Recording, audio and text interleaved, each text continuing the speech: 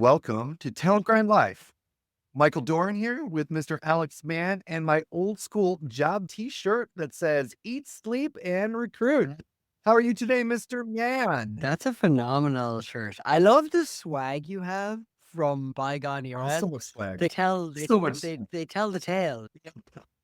They're kind of like a I've museum. got better t-shirts. I've got a hired t-shirt. I've got this old school Jobvite t-shirt. Oh yeah. I had my ex was at LinkedIn for a long time, and I used to go to all the LinkedIn events that she would have. And LinkedIn loved a good T-shirt back in the day, and I have so many that were like in shape. I go to a fitness thing they were doing. It was like everything was in puns, and I used to have everything, all their swag. Still have a lot of LinkedIn swag from back in the day.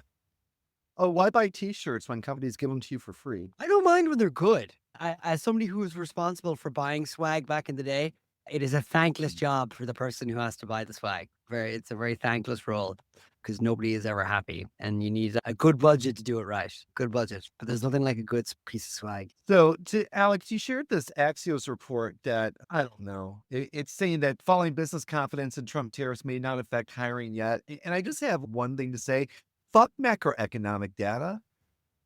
Honestly, We're straight in. really, fuck macroeconomic data. It's never had any relevance to my life. Anybody I see around me, people in my network. Obviously, the economy is huge. We've got 350 million Americans in this country. We have lots of different industries. We have lots of different segments. I feel like many of them are just invisible to the Yeah. majority of us. What's interesting, I had a call with a recruiter in the Midwest last week, and Oh, it was supply chain and manufacturing, like a couple thousand people business. And they were interested in learning about Ellie. And I was like, I'm gauging their sort of interest, whether I want to motivate the conversation to go into, let move it down the funnel. Should we like start discussing like deeper demos and stuff? And he's like, man, I'm just really looking around. And I was like, oh yeah, like tell me why. And he's like, we're basically going on a hiring freeze now. And I was like, what do you mean? And we're super concerned as a business. So like, we're basically putting the kibosh on investment for the year across the board. And that includes in hiring. And I'm like, in my head, hearing that, and I'm like, wow, this sort of macro environment is impacting and say like obviously in that sector because obviously supply chain and tariffs go hand in hand, but like obviously you and I in software and like software recruitment, it's like a different game, but like it's probably yet to materialize, or is it it seems materialized? like healthcare and nursing is the only recession-proof industry. Yeah, yeah. Healthcare and It, nursing. it's I kind of there. regret never taking a stint at we've done healthcare recruiting, but more for companies building health tech, right? Yeah. I'm not technically, and that's a frustrating thing, I think, for any recruiter out there when you're trying to get a job or you're trying to get a new client. And they're like, have you ever done this before? And you're like, no, I only want to work with people who've done this. It's listen, man, recruiting is a process, input, output. Tell me what your specifics are. I'll learn everything I need to know from AI and we'll find good people for you. You know what I mean? Totally. And it goes back to what we were talking about. We've spoken about many times, which is like making a business case internally for recruiting and being able to get on the level of a CFO, which is what is it cost per hire? What is it cost us to retain it? What's the upside value? What's the ROI of like a piece of like humanity within your organization? What's the cost of not having that person? And being able to speak to these kinds of metrics, because I think probably now even more so as of this week. We talk about this a lot on our live, but trying to be on that seat of that table, I think it's like probably more than ever now, like being able to speak in that language So, what do you think about the big news yesterday with the tariffs, Alex? What are your thoughts? without trying to sound comedic. Or I honestly, if it was articulated in such a way that it was like, this is why we're doing this, and here's how this makes sense. And it was like, we're going to do this in a bipartisan way.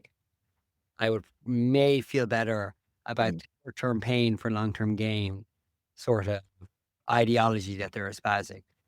But I think it's very symptomatic of a broader issue, I think, since November, which is just communication is not necessarily their forte. And ultimately, this sort of confusion now, it was signaled for weeks that Liberation Day, inverted commas, was the second. I think at the same time, wildly random things were communicated yesterday. And if you were in e-commerce, like if you're an e-commerce business, Yeah. you know, your stuff in South Asia, not even related to China, but in Vietnam and in Cambodia, what you're producing there. I saw Nike has 100 and something thousand people in Vietnam in across all their factories or something, and the stock is down 15%. What I don't understand is that do they think we're Americans really wanna work in factories? Have you ever worked at a factory? I'll actually give you a number for that because I talk about this a lot. There are 8 million jobs available in this country right now. 8 million. Okay. And they're probably in factories. And they're probably like low wage jobs, and they're probably hourly Yeah, positions. yeah. They're still I've not worked in a they're not factory. filled. There's 8 million of them. So what does that say about supply and demand? There's plenty of supply, so nobody wants to do these jobs. And now the argument is to bring these back. It's that's what I mean by confusing communication, as in, Yeah. I it's their prerogative to do what they want. You know what I mean? That's their job as the officials in charge, whether I agree with it or not. But I think communicating the impact of it,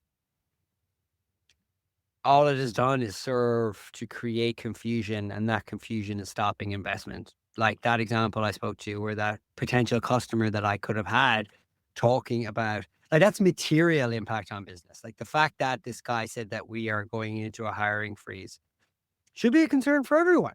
Should be a concern. That's a real impact that, like, if you think about hiring, and I think about that for our own company, in the sense like we sell to recruiters. If recruiters are not going to be recruiting, then what does that mean for us? You know what I mean? In terms of like our product. So it is an interesting time, I think. And I think that Axios report that I guess we can link in the chat or whatever is, at the end of the day, like, sentiment hasn't caught up with the reality of the situation. And I wonder, will that change, or whether this is like another version of like temporary psychodrama versus actual versus an actual long-term thing that we have to deal with. But again, like, to your point, are like, you recruit for software. And so what material impact this will have will be borne out over the next couple of months. I think it'll be more like if the whole economy feels like it's going into recession versus like industry specific.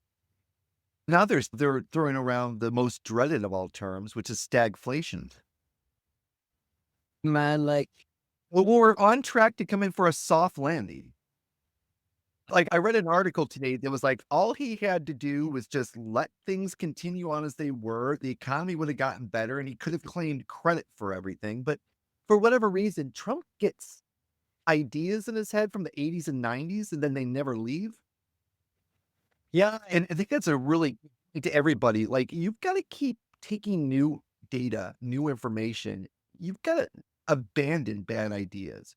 You've got abandoned outmoded ways of thinking, right? Like, when I was growing up, we were told that the world was on track to be completely overpopulated, that there was gonna be no more fresh water, that there was gonna be no more resources, that when we were adults, we could all starve. And now we live in a world where it's the exact opposite. There's population crisis, right? There's countries like Japan, which are 100 years from now, Japan's gonna be wreck. yeah. I mean, There's countries like China that China's facing a huge demographic crisis because of bad policies, the one child policy. Now they're trying to get couples to have as many as they want, and their young people are like, "No, China dies with me. I'm not having kids." yeah, it's just a very like unique situation that we now have to live in. But like, you've been through .com, like I didn't go through .com. Financial crisis was my first one. So I guess these Yeah. things come in waves, and it goes back to just figuring out how to get your process right. And as an organization, whether it's in recruiting or marketing or sales, it's just like adapting to it.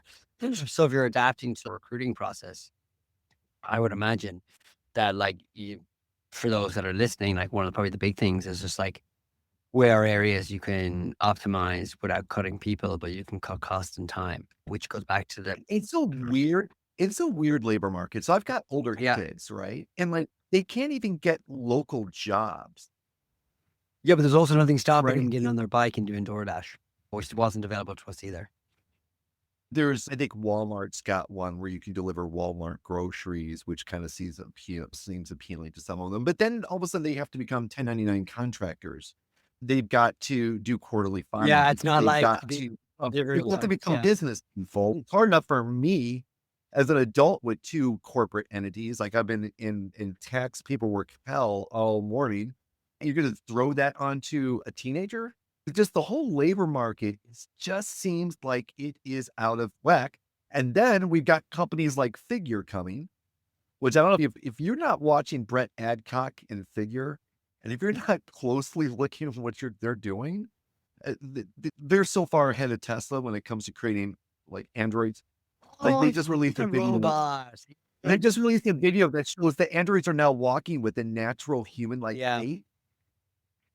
It's it's and they're putting those robots in large manufacturing facilities. So I've worked in a factory. I was a heavy materials handler in a factory Were for you? a very long yes, for a very long year once. And I used to unload trucks. And now Boston Dynamics has got this amazing machine that goes into semis and unloads the boxes from them, but also scans them, puts them in the inventory. And you just need one person who's basically monitoring the pad. Whereas before we would have five people who would go, and if you've never been in the back of the semi trailer on a hot day, consider I yourself. have. It is god awful. It is humid. It is hot. You are sweating. It is itchy. It's irritating. Like nobody should have to do that work. I think I feel the same fear that a lot of people fear that we're coming into this new AI robotic world. And where are the jobs going to go? What I would say to that is I have less fear about that. And I don't know if that's because I'm red pilled myself from working in AI, but like mechanics didn't exist before cars existed in any real sense. You know what I mean? As in, as a response and a result of a car, I would imagine that with AI, that other forms of labor will appear. Like there are kids making content and making decent money now just by creating content online. And that's not like a 0.1%. I'm Is not talking about isn't that also starting to no, die? I know, but what I'm saying, the point I'm making is that didn't exist. You know what I mean? Before, But even that was like a kind of a flash in the pan. because people have been making money online One of the since years. biggest influencers in recruiting is put out a post this week then saying that he's looking for a job, right? So clearly not making money from YouTube, Yeah, clearly not making money from LinkedIn, clearly sponsored posts. tried to build a recruiting business, realized how difficult it is to build a recruiting business, now trying to grab anything that he can get. And I think that's very indicative of what's happening within the social media influencer type of sphere. Like workfluencers or whatever they want to call them on LinkedIn. At the end of the day, like that's a question of like demand meeting like supply. If you're creating LinkedIn content and you're getting 10 million likes a month, or not likes, but like impressions, so you're getting good reach in your post. Let's say you're able to get over 100 likes a post. Like you could be charging a premium. Like I have a list of talent professionals that I follow online and waiting for the moment when I feel like it might be right for us as a business to reach out to. And there was one recruiter that was on that list, and she, of the 50 people on my list, she was one of 50 that had a link tree on her like bio where you have your multiple links, and it had a rate card, and she was charging Mm. $3,600 a post. And I was like, well, good for you, girl. If you can get it, go Wow. for it. You know what I Sure. mean? Like, You and can I get it. think Go for it. this is the Yeah. thing. I think people criminally underprice themselves when it comes to creating content. Pricing's so But hard. think about it, okay? So if you think about it from my perspective, okay? If you are a vendor, I'm spending thousands of dollars a month on ads on LinkedIn. I'm spending thousands of dollars on software to like optimize automations, all that kind of stuff. Okay. Let's say the cost of a customer is 10 grand. Okay. So I really need to get that customer for less than 3 grand. So I have a 3x ROI. If you knew that the company reaching out to you was likely paying that, if you knew they were running ads, You need to add emails. There's all these things you can find out about a business that reaches out to you. There's certain you can optimize your price, like 1,000%. You're like, okay, cool. Because if I can get you one customer, that makes it all worthwhile. And then all I know is I compare apples to apples. You know what I mean? As in, then I'll give you a good example, like the podcast. Podcast is free. And we spoke about this before, where it's like I reach out to people that are super senior in some organization within talent. And if they say yeah, then I get an introduction. That doesn't mean it's a sale today, but if I can get a gem out of them because I'm nice or like I charm them or they're interested in like the product or whatever mix of those factors, I compare that to spending money in an ad and I go, if I spent $1,000 on having a if it costs, if I spend 10 grand a month on LinkedIn ads and I get 10 attended demos, that's $100, that's $1,000 in attended demo. But I get this for free from an email. And that's like free, basically free for me. And I think about that with like influencers, I think people who are posting on LinkedIn should think of it in that way, especially if SaaS companies reach out to them. I know if So do you feel that we're at a critical mass of no, influencers, or do you think that we're just in an interim period and maybe a shift or a no, and I'm change? not going to speculate who the recruiter that you're speaking of is, but I would imagine, given what I know about talent acquisition influencers online, is that a lot of them focus on career coaching, training, resumes, more on the candidate side of things than speaking to, say, other recruiters. And I think, This person focuses on entertainment. yeah, like the way I would think about that is that driving attributable sales? The problem with people who work in marketing or not marketing within companies that pay for marketing is they expect to say, I know exactly where that lead came from. So if you run a piece of content Mhm.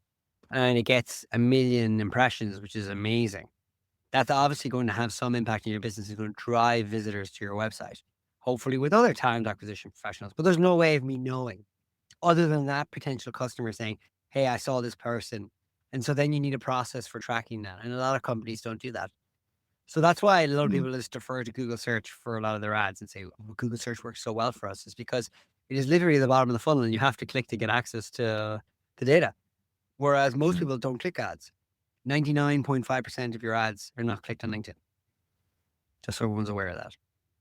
99% of ads are not clicked Actually, on LinkedIn. 99.5%. Serious? Then why are people buying them? Because people don't click ads, but they work. So what they do is Is it just about brand? Is it about building brand awareness? no, it's just people go, "I saw your ad and I wanted to learn more."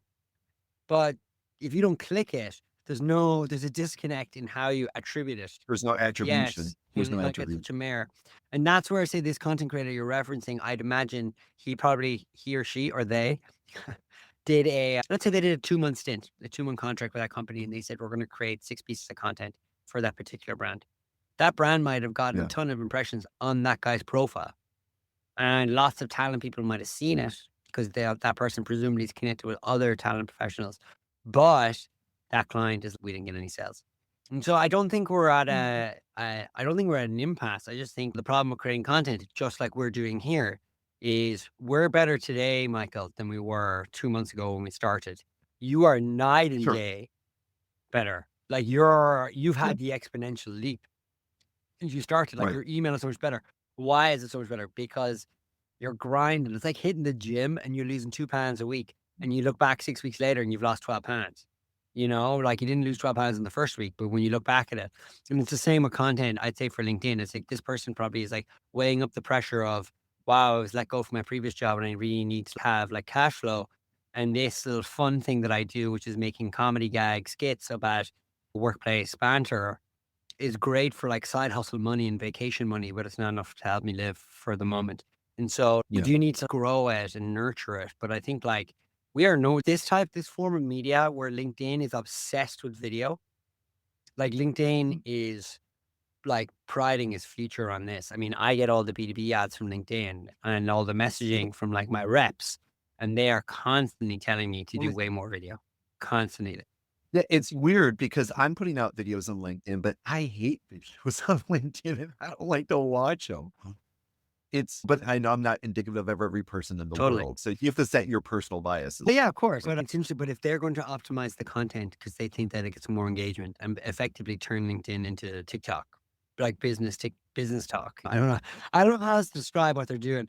But even they've completely aped the design aesthetic of TikTok for what they're doing. So like clearly like that's where they're pushing in that direction. And I imagine that will I'd say it's partly probably a reason to get rid of the AI fluff. So we might be lucky out of this because there's so much AI fluff on LinkedIn.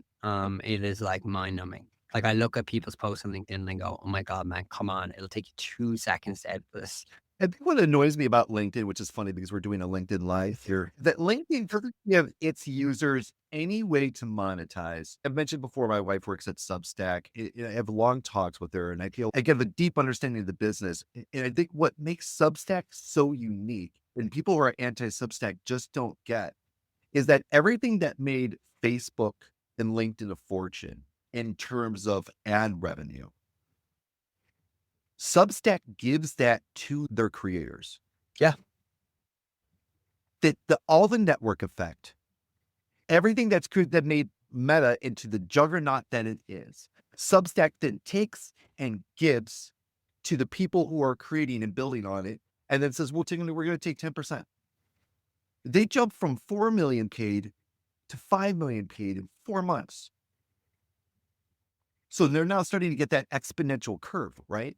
Where it's just picking up. It's getting more and more speed. And you're seeing like all these media people. I really think that Substack is the future of media. Because look at what Jim Acosta did. He brought his entire viewership over. He got up to 100,000 paid in no time. If he's charging $10 a month, he's making money. Exactly that. And he doesn't have a boss. He doesn't have a boss.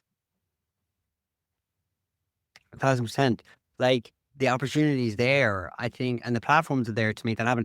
Like my concern with something like Substack would be what the same concern that people had when Medium launched, which was like, but is the point I'm making is how long term, like hopefully Substack makes it and stays like creator friendly, as opposed to I don't see why they wouldn't, because their business model is to enable creators to make living off of their platform, and then they're taking a vig off of it, right? They're taking their 10%. So why would they start to siphon off that network effect for themselves? It goes against their fundamental business model. And so I've been working with AI, and basically it's like, how do I transfer my 19,400 and some followers from LinkedIn to Substack? yeah, That's my number one focus this year. 19, you've Right? 19,000 So, followers. content and putting links in the comments. And it's like LinkedIn is so anti helping us that your post will be negatively affected if you put a link inside the post. You've got to follow up. So I could schedule a month's worth of shorts and all this content, but yet I still have to follow up on every single one and then put links in the comments Yeah, in order to get any traction off. yeah, I know it's wild. And what's LinkedIn's end game here? I think they like I don't think they I know, was just gonna say, Alex. I don't think they know because I think they're probably dealing with the difficult task of do we become Instagram/TikTok on the like user side? Because obviously they don't want to kill the golden goose, which is we have the most up-to-date profiles of candidates anywhere. So we are the Rolodex of the business world. And you have to pay to For now, that's what I'm saying, is in for now. So don't mean to interrupt you, but they've built an algorithm that rewards enragement as engagement and anger. on LinkedIn, you mean? Just just like Facebook, just like TikTok, just like all these other ones. You don't get the big follower views. You don't get the big engagement unless you're pissing people off. I'll actually tell you something interesting about that, which I find fascinating is I was speaking to somebody recently. He may be listening, but he said something very fascinating to me. He was like, look, when I make content for brands, absolutely out of the ballpark. You know, when I make more comedy, sketchy, more fun kind of content, when I make content that's like business focused, falls off a cliff. And I have to follow that up with another fun video to like hopefully have that ride the coattails of it per the algorithm. And I'm like, if that's not distorted, Because It's this is the distorted. perverse incentive, is that, like, LinkedIn wants you in the app. More eyeballs on the app, website or app, more ads because more impressions, so they can charge more to an advertiser. The problem with that is I don't really care about your ebook or, like, your Loom video explaining a very specific technical thing. And so my attention will just go back over to TikTok or Instagram because that's what they're actually competing with.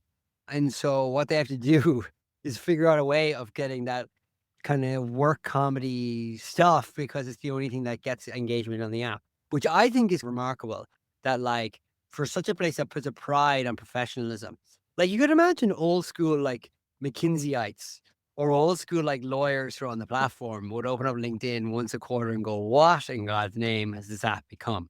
That is the real question LinkedIn should ask themselves. You know, like, what is this? I don't know. I'm feeling like we're hitting critical mass. I've seen critical mass start to happen in our society so many times. And I just think that we as a society are hitting an inflection point. I feel like I wish more people would think deeper about how they're engaging with technology and how they're rewarding technology creators. If you knew how many times I started a comment on LinkedIn and then stopped myself and backed out because I want to be a snarky asshole. So often do I want to be a snarky asshole, but like everybody in my network's going to see it. And I'm like, I'm Michael Dorn. He's a snarky asshole. And that's not necessarily the image that I Do they want to not know that be. already? Probably. Forgive me, people. I got ADHD and I could be very blunt, but I can tell you that my intentions are pure. I'm a recruiter because I love helping people. Yeah. I like sharing knowledge. I like helping people grow. I like helping people develop their careers. I like helping companies grow. I like the plus, right? I don't like all the negativity in social media. I've been on Facebook since 2016. I don't use Instagram. I have never been on TikTok, ever. I just wish more people would be like me because I try to engage with people on LinkedIn who I feel are adding value to the community and who are sharing real information, real knowledge. But I feel honestly, I feel like a lone voice in the wilderness that people are like laughing at me. Look at this fucking chump. Well, I think Look at fucking chump. This guy's actually trying to like make society get better and help us this evolve, fucking and guy. take care of people and bring on the engagement and all the amount of politics that's on LinkedIn right now. It's infuriating and I want you it's driving people away. It's turning to people laugh. off. I saw my first, I guess, like, if you're on Twitter, it's like the whole For You page is just Yeah. become a bit of a cesspool, really. Yeah. And TikTok has all those rabbit holes, obviously, that people can go down. I Yeah. found my first one on LinkedIn recently, and I was like, wow, I didn't know that this was like posted on LinkedIn, but this guy had like thousands of likes across so many comments, reposting all manner of conjecturous content. And I was like, huh, people You do want it. high And I'm like, engage? Put up a picture of Elon Musk and talk about Doge. yeah. 5,000 freaking comments. But do you know what? Okay. Like, that's also fair. Like, I It's a would not, professional network. I know, but yo, man, look, if you can get paid, I have no qualms with somebody going off and now I know that we use that That's the example of somebody who problem. was, yeah. That's right. I know somebody who creates a thing called faceless YouTube channels. Okay. And basically, he uses a bunch of AI to create channels on topics. So trending topics. So let's say like Dogecoin is like going to the moon or something, that he'll have a channel that can spin up tons of video content about this. And then you're a creator on YouTube because you're starting to get X number of subscribers, X number of followers, and just spinning up these things and all the content's there. And you use AI tools just to create all the content. And I'm like, that kid's 21 years old. And I was like, good for you, man. It's incredibly cynical. You're just like bilking the system. But like the system rewards this stuff. Unfortunately, it rewards a lot of negative, what one would perceive as negative, because that's in the eye of the beholder, unfortunately. It's just so weird Um, because in my lifetime, I grew up where it was sex cells. And then Yeah. Facebook and Instagram came out as actually what's better than sex? Enragement and anger. Oh Yeah. man, does that sell, baby? What is that doing to our society? People are more angry. People are more isolated. People are more disconnected. Like, I wish that we would all Mm. start thinking about how we're engaging online, what we're engaging with online, and what we're rewarding because we can change this.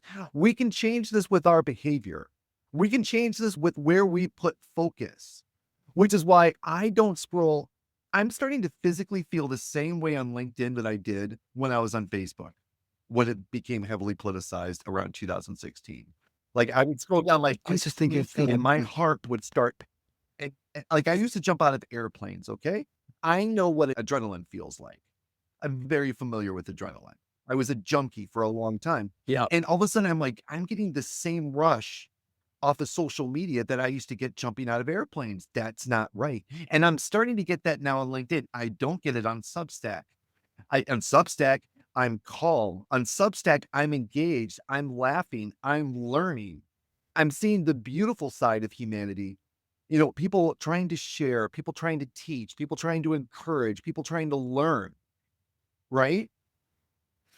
Yeah, I mean, I guess it's the environment. Like LinkedIn is like the victim of it. Its content is the victim of its own success because ultimately, like you're talking about what 1 billion users on Yeah. the platform. Like there's just going to be corners in that room that are just like annoying. It's just very frustrating that it comes into your life. Whereas something like Substack, there isn't 1 billion people Not on yet. Substack. It is not yet, but because all these niche communities are by their very definition niche, whereas there's no such thing as a niche community on LinkedIn. Like you are just on LinkedIn. And there's no real curation to the kind of style of content that you receive.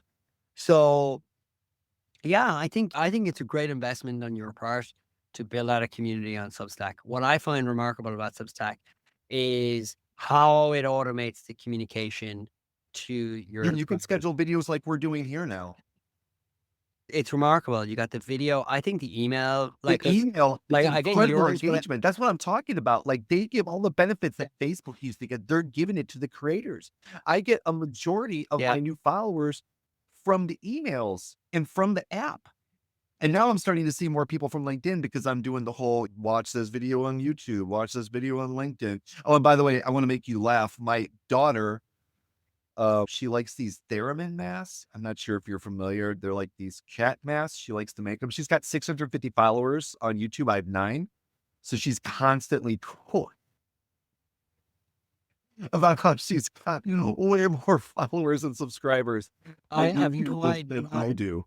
Your time will come, you know what I mean? Like I said, Yeah, Mr. B says it takes 100 episodes to before you yeah. even realize what you're doing on YouTube. Yeah, I yeah. think I quote Well, that no, my biggest once. thing now is I am horrible at thumbnails, so I'm trying to create thumbnails. Super Oh, and important.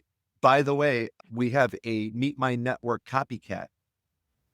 Well, I must be onto something. There's somebody who's creating a product within the TA universe who seems to be copying my playbook. Yeah. You're killing me. They're following my playbook, like, almost like motion for motion. They're creating a community, but it's just for talent acquisition managers and directors. Yes, you're trying to sell to them, right? Yeah. They started a podcast that's exactly the same as Meet My Network. It's hilarious. They've done a better job with thumbnails and they're just getting started. So that was encouraging to me. I'm like, clearly, then I'm onto something.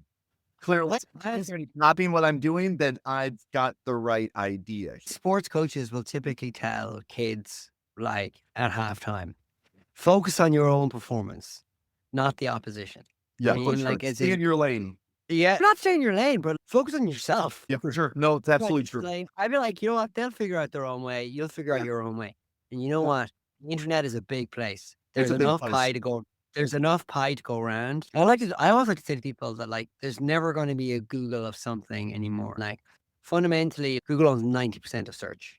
Yeah, it's great. I'd love to have a monopoly business effectively. For now, Well, like, well, nope. I've spoken to a lot of people in supply and manufacturing recently, and that is obviously an enormous concern. But there is a supply of candidates. It's just, is there a supply of jobs for these people?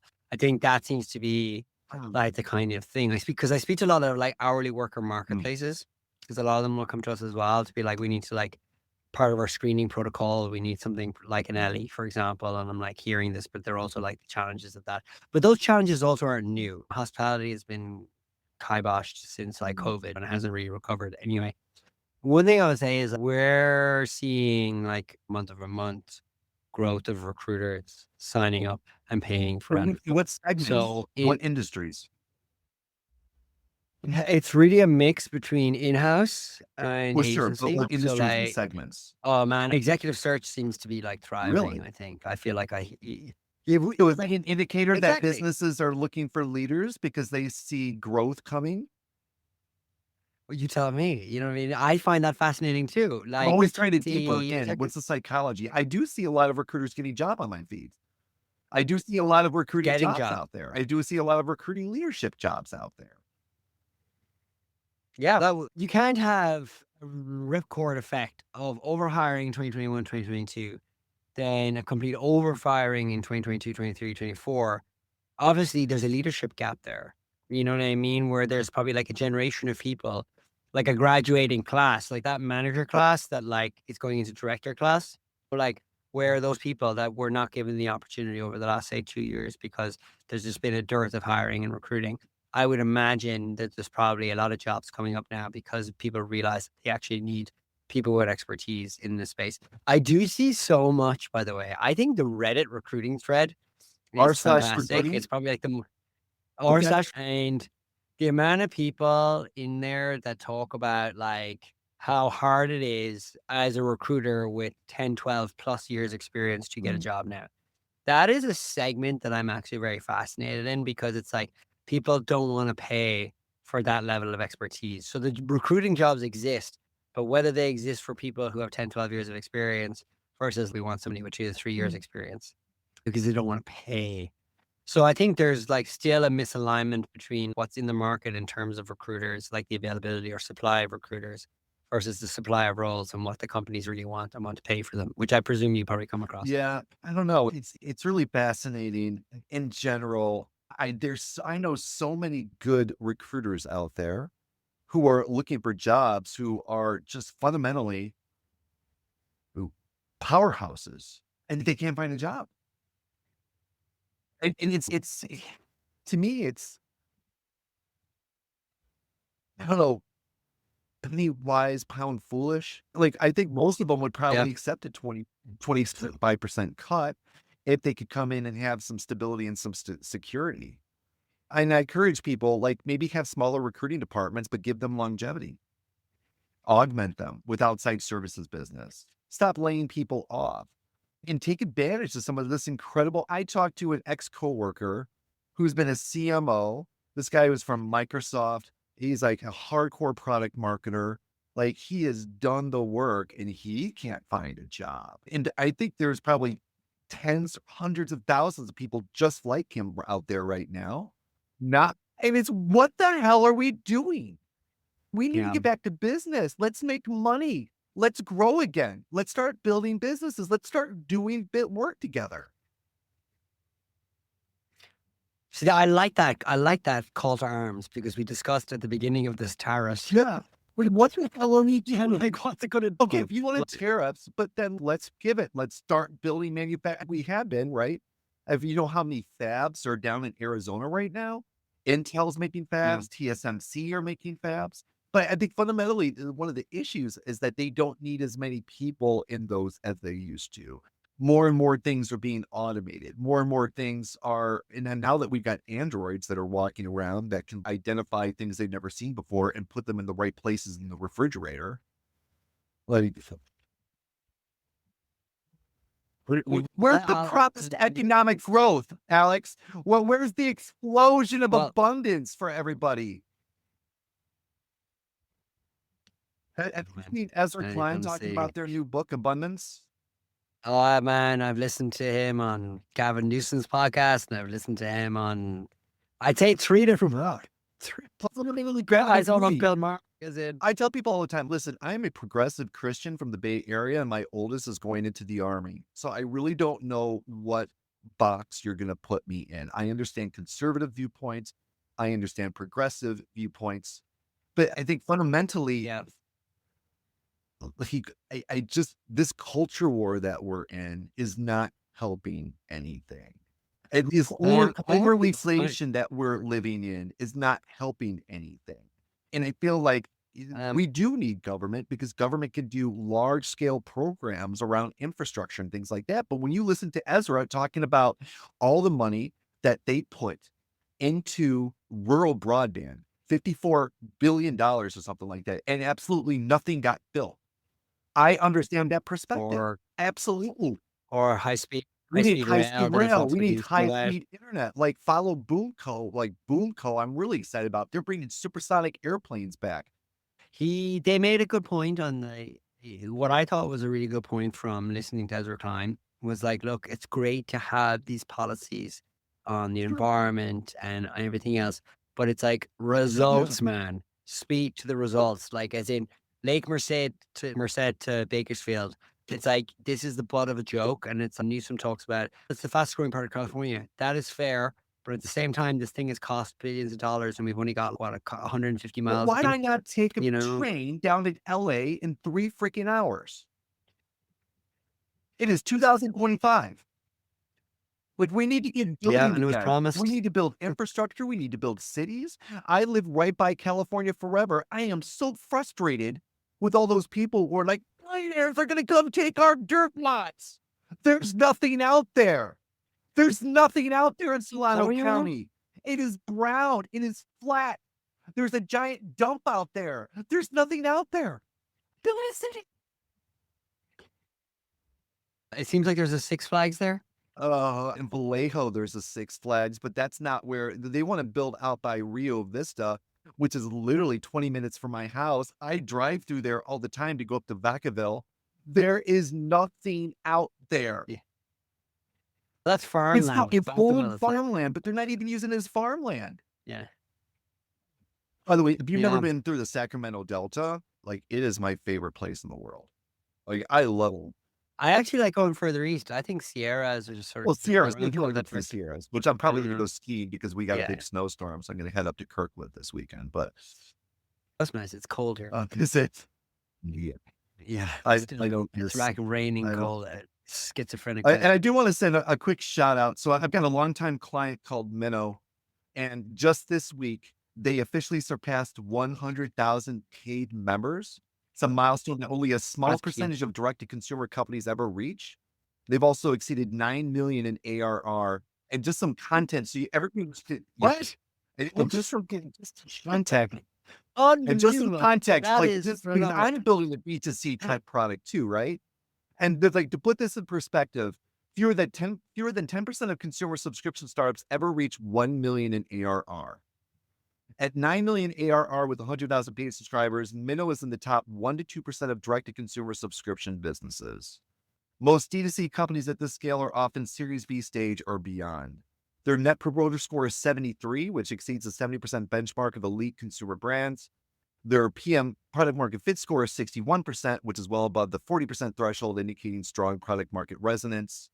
And they're about to roll out a whole new suite of apps, including an audio MVP. I've been working with them since they were 3 people. They have been through hell and back trying to build this business. And just a shout out to Minnow for just crushing it. They're at my absolute favorite company of all time. That is telling myself the show in that clip. I'm wowed by that. That is insane. That The is first awesome. 300 Amazonians and was one of the original bar raisers at Amazon. And working with him and them has been one of the Wow. greatest pleasures of my life. And I talked to a CHRO who I didn't get a chance to meet at Transform. And she followed up with me and we met this week. And she's, hey, listen, tell me about this fractional thing. And I think I just want to encourage everybody if you're senior, if you're not finding jobs, if you feel like you're getting too old, contact me and let's talk about how you can build a fractional business. It's so much easier to try before you buy, work with the company as a consultant, add value to them, give them reasonable prices. You never know where it's going to go, right? You just never know where it's going to go. Yeah. And I think that we're slowly marching towards this bright new future. But right now, Alex, we're still in the foe.